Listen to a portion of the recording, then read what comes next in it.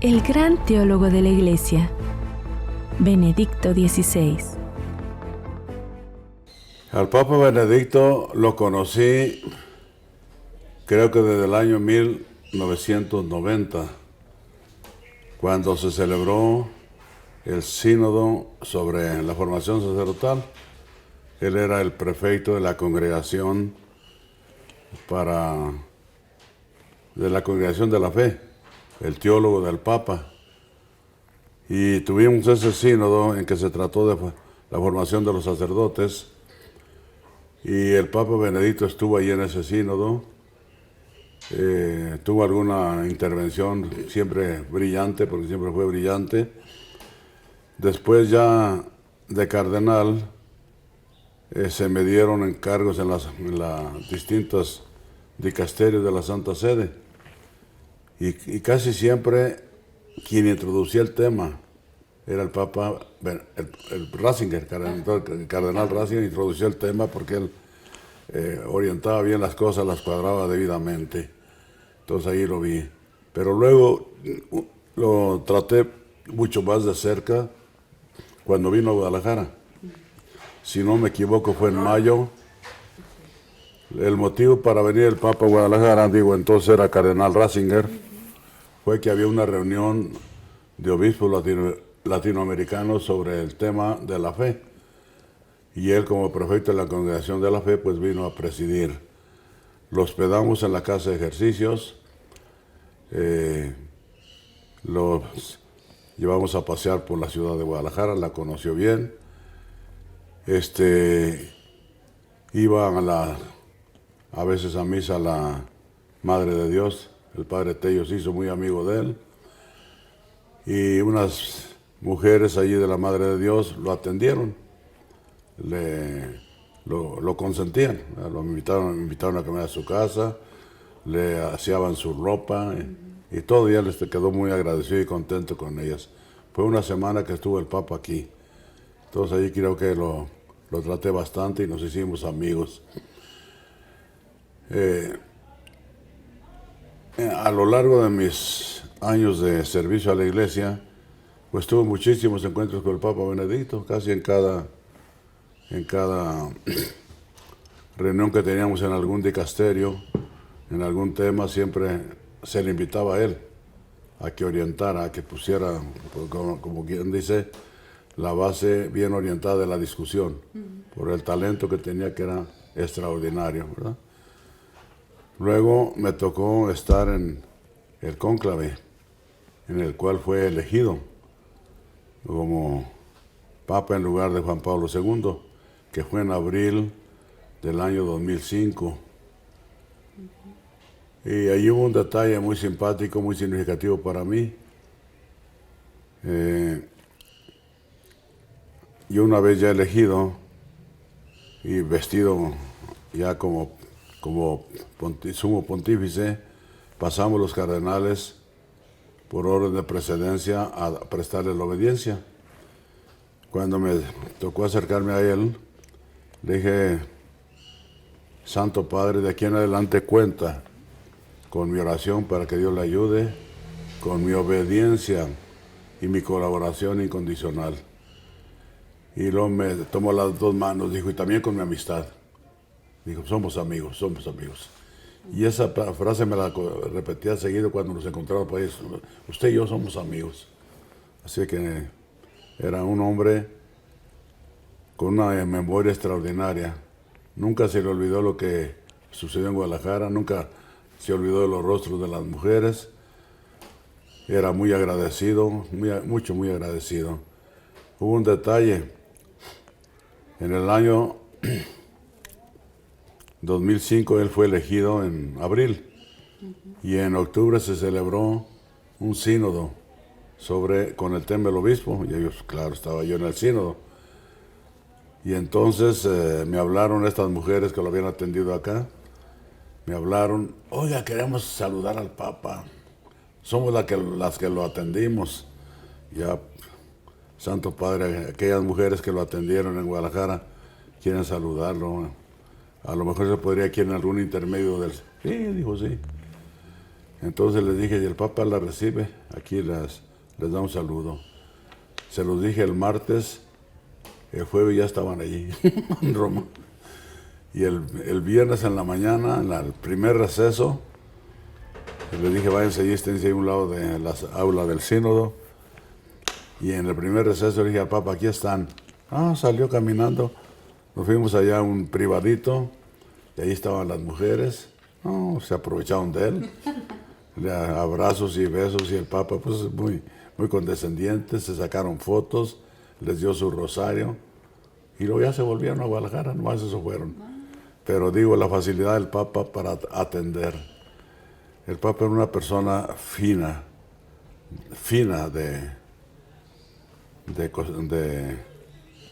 de modales, muy atenta y muy agradecida. Un detalle me admiró.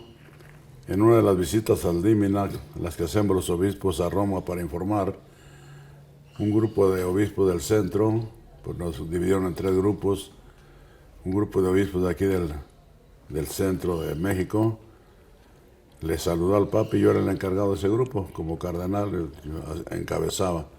Pues me tocó darle el saludo al Papa Benedicto. Él estaba sentado allá, yo acá hablando. Cuando terminé de hablar, iba a saludarlo ahí. No, él se vino, se levantó y se vino a saludarme. Son detalles así de mucha finura. Y otro detalle simpático, él me dejó todavía 4 años más. A los 75 presenté mi renuncia, pero no me la aceptó. Y ya a los 79, cuando me faltaban pues 1 mes y medio, 2 meses para 79, dejé ya el mando de la diócesis. Al poco tiempo de ser yo ya emérito, ya no mandar, vino el Papa a México, su visita a México como sumo pontífice allá a León, ¿verdad? Cuando se bajó del avión y lo saludé, lo primero que me dijo, oye, usted está muy joven, me lo decía en italiano, ma lei è troppo giovane, usted está muy joven. Y yo le dije riéndome, entonces, ¿para qué me quitó? ¿Para qué me quitó si todavía puedo? Pero cada rato me decía en esa visita, ma lei è troppo giovane. Yo creo que le avisaron que ya estaba más para allá que para acá, que ya no podía gobernar. Y cuando yo dijo, no, pues todavía hubiera podido más, ¿no? Claro. Pero ya me había retirado. Oiga, Juan, Dime. ¿y qué considera usted que aportó su pontificado a la Iglesia? Mira, como hombre de sabiduría, tuvo una gran influencia en los 50 años del concilio para acá. Él era profesor de teología, primero en el seminario de su diócesis, luego profesor de teología en varios otros seminarios o universidades de Alemania. Y cuando se celebró el Concilio Vaticano II, el cardenal Frings, cardenal de Colonia, Alemania, se lo trajo, sacerdote joven, se lo trajo como su teólogo. Y el cardenal Frings fue el que tuvo protagonismo con el italiano Ottaviani. Frings era el avanzado, el de avance, Ottaviani el conservador. Y entonces pues, la prensa entre esos 2 cardenales hizo todo lo que pudo por hacer crecer el antagonismo y la oposición del conservador y el innovador. El teólogo del cardenal Frings era Ratzinger, el que le preparaba todas las intervenciones en el concilio. Luego ya, después del concilio, inmediatamente lo nombraron arzobispo de Mónaco, de Baviera. Múnich dicen los ingleses, pero en alemán es München. Nosotros decimos Mónaco de Baviera, la capital de la provincia bávara de Alemania. Fue obispo y cuando fue elegido Juan Pablo II sumo pontífice, a poquito se lo trajo. Entonces fue el teólogo del Papa Juan Pablo II, el que le preparó y le ayudó a hacer todos sus documentos, que son muy ricos. El redactor principal del Catecismo de la Iglesia Católica, que es tan importante, un resumen de nuestra fe muy bien hecho, es Ratzinger. Así es que de todo el tiempo de Juan Pablo II, pues él fue, como quien dice, el que estaba respaldando a la Iglesia. Juan Pablo II era muy generoso, muy abierto, y estaba a veces dispuesto a conceder más de lo que debía, y Ratzinger lo frenaba. Pero se querían, se le llevaban bien, uno polaco y otro alemán. Las diferencias de la guerra, tremenda, porque los alemanes hicieron masacre con los polacos. Allí se fueron limando con estos dos personajes que se estimaron tanto y que se ayudaron tanto, Juan Pablo II y el cardenal Ratzinger, y luego después su sucesor. Así es que la influencia de Ratzinger fue no nomás cuando ya fue sumo pontífice, sino desde antes, desde el Vaticano II para acá. Ajá. Con la influencia del Vaticano II, mucho de lo que el Vaticano II enseña tiene por detrás al que lo preparó, a Ratzinger, ¿no? Fue el Papa Al Benedicto. Papa Benedicto. Sí. Y también le tocó un periodo difícil, ¿no? Porque Juan Pablo II era muy carismático, la gente lo quería Así es. mucho. Ujú. Y bueno, pues llega él a un nuevo pontificado. Ya un hombre más cohibido, más tímido. Decían que duro también. ¿Eh? Que duro, estricto también. No. Bueno, sí, en la doctrina fue siempre. doctrina, Sí, fue muy claro, muy tajante. Pero de carácter no, de carácter era un hombre bondadoso, pero sí, en su función de cuidar la fe fue decidido y valiente. Y puso en paz a muchos de los teólogos que andaban medio errados, medio aventajados, y además no querían discutir con él, porque sabían que sabía más que ellos. Entonces le tenían respeto. Claro. ¿Y así lo recuerda usted como un hombre decidido y valiente? Sí, en lo que debía. O sea, modesto en sus, podría parecer hasta tímido, modesto en sus gestos, en su hablar. Hablaba despacio, no fuerte, pero en sus documentos, en su exposición de la doctrina era claro y decidido.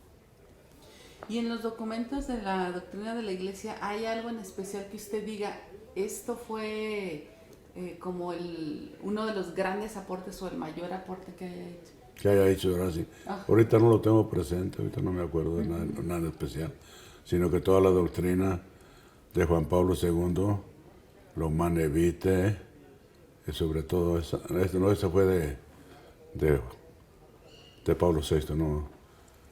Juan Pablo II escribió cosas muy importantes sobre la moral, sobre la moral, y sobre la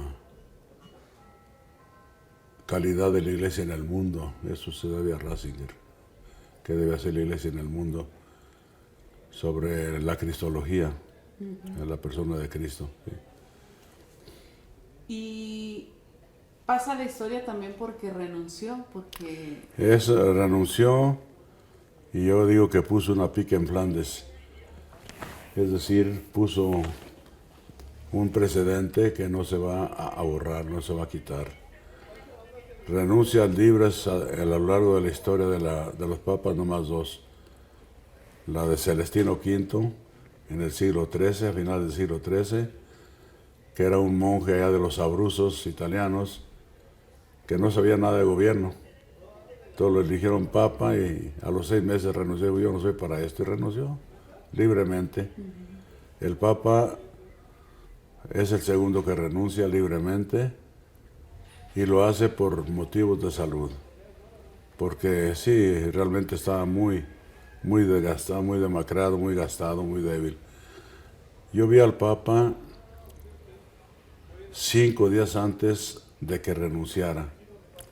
Hubo una reunión allá en Roma, y no me acuerdo de cuáles de los dicasterios, pero asistí a esa reunión, porque creo que fue de la cultura, el Consejo Pontificio de la Cultura. Y entonces al final nos recibió el Papa Benedicto. Estaba encorvado, flaquito, débil. Y eso fue 5 días antes de que renunciara. La renuncia del Papa fue el 11 de febrero del 13, Sí. de 2013. Entonces estaba el Papa muy gastado. Después de eso haberlo visto, me fui a Angola, al África, a dar unas pláticas a unos misioneros de Guadalupe. Y allá el 11 de febrero salió una noticia. Pensamos primero que era una noticia falsa, que eran sus enemigos los que querían ya precisar lo que se fuera. Pero luego ya salió el vocero pontificio, el padre Lombardi, y ya dijo: el Papa acaba de renunciar, y leyó el comunicado del Papa en latín de su renuncia. Pues ya no nos quedó duda. Es que lo vi 5 días antes que renunciara. Y sí, yo lo vi muy gastado, muy cansado. Ajá. ¿Y considera que eso fue loable también? O sea, el hecho de... Es loable por una cosa. Antes la medicina no prolongaba la vida. Entonces se enfermaba el Papa, se ponía grave, pues a los poquitos días iba, ¿verdad? Como quiera aguantaba la iglesia estar 1 mes o 2 sin sumo pontífice. Pero ahora con la medicina pueden prolongar la vida. Puede alguna persona caer en enfermedad grave, que ya no puede hacer nada, y estar ahí por años. Monseñor Munive, obispo de Tlaxcala, cayó en coma, y fue cuando nombraron al padre Jacinto Guerrero, que era aquí de los nuestros, lo nombraron obispo coadjutor, ayudante de Monseñor Munive. Y el señor Munive duró 10 años en la cama, 10 años privado, sin poder presentar renuncia. Y él era el obispo, y el otro pobre era nomás coadjutor. Entonces una situación así para la iglesia no sería conveniente. Al Papa nadie lo quita, ¿no? Él se quita solo, eso sí, renuncia, pero nadie lo quita. Entonces que hubiera en la iglesia un Papa en cama, con embolia, qué sé yo, a lo mejor entubado, viviendo meses o años, ¿y la iglesia qué? Todos previendo eso, seguramente el Papa dijo: no, cuando uno ya no pueda, mejor renunciar. Y él renunció, y entonces yo creo que puso un precedente, yo creo que sentó precedente para el futuro. Así ya los papas, por eso dicen que el Papa Francisco ahora, pues ya tiene escrita su renuncia. En caso de que entre en imposibilidad de gobernar la iglesia, inmediatamente entra en efecto la renuncia que él ya tiene hecha para esa situación. Nadie lo quita, él se quita solo, ¿verdad? Claro. O sea, ya es fruto del ejemplo del Papa Ratzinger, ¿no? Del Papa, sí, claro. ¿Y cómo ve ahora la salud del Papa Francisco? Está muy malito, está muy cansado, muy desgastado y muy enfermo también. Se retirará, no se retirará, quién sabe, ¿verdad? Pero él ya tiene escrita su renuncia en caso de que entre en imposibilidad de gobernar la iglesia. Ya la tiene escrita. Así está la cosa. Y por último, don Juan, ¿con qué se queda de recuerdo del cardenal Ratzinger, del Papa Benedicto? Yo me quedo con el recuerdo de una persona elegida de Dios. He leído toda su vida, escrita por un gran periodista, Peter Seipold, alemán, amigo del Papa, el reportero del Papa, ¿no?